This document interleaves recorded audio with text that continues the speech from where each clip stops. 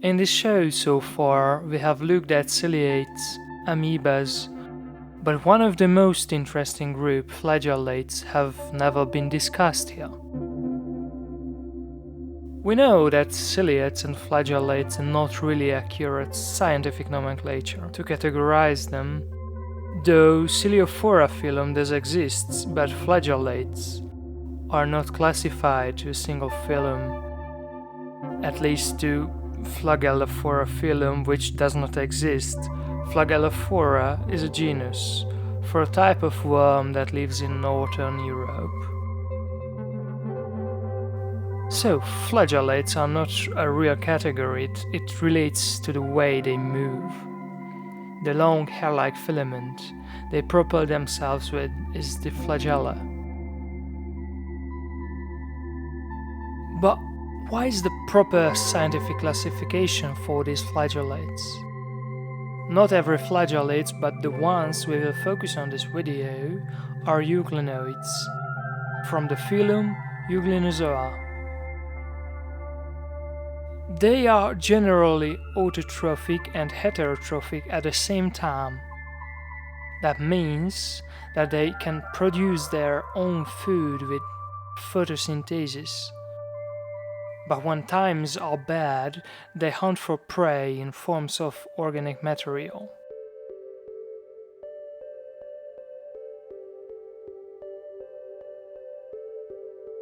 This particular genus, species if you will, the Peronema on this footage, stands out from the Euglenoids. It does not do autotrophy, it prefers hunting for small ciliates and organic matter. And this one does not have an eye spot. Speaking of eye spots, one of the most interesting feature of euglenoids is their eye spots, or stigmas. Let's see how their body is constructed. I'm sorry for my undeveloped drawing skills in advance. So they have a cell membrane around, and at the flagellum there is a little opening called the reservoir. It has a nucleus and a contractile vacuole. The eye spot is next to the flagellum and the reservoir. And their bodies have chloroplasts all over the place. This is what helps them do photosynthesis.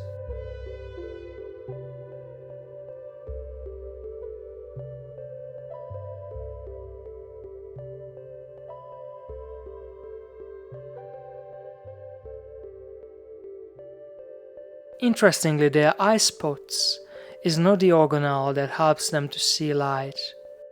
You can think of it as a prism or some kind of aperture, which transforms certain light waves and casts a shadow on the photosensor, which is constructed by many layers of cell membrane and millions of photosensitive proteins, which, with this setup, the cell can orient itself in space and find the light sources. So their vision is not like yours or mine.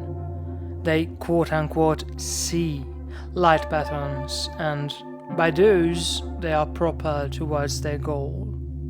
They do not have any nervous system or any way to execute a thought-out decision like a more complex organism would do.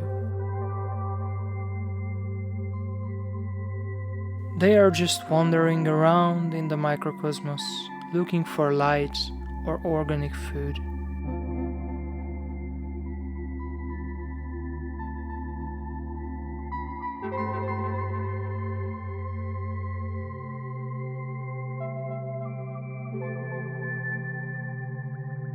For some general information on them, euglenoids are unicellular organisms that have both plant and animal characteristics. There are around 1,000 species out there. They live in freshwater environments. You can easily collect a sample from a freshwater tank or a pond.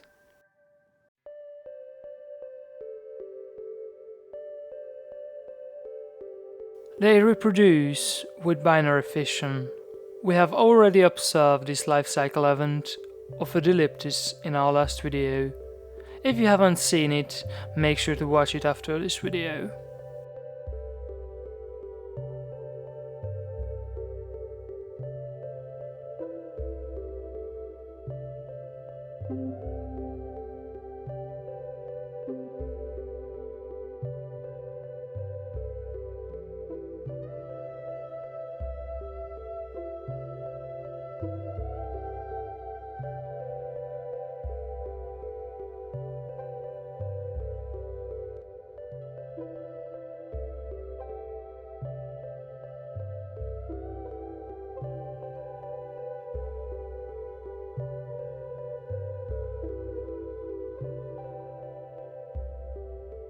Thank you for watching this video. I hope you enjoyed your time and you learned something new today.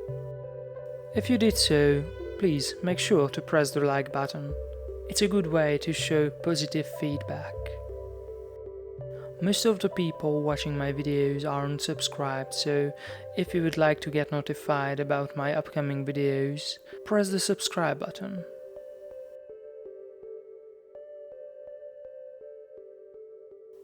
Have a wonderful rest of your day. Francis signs out. Peace.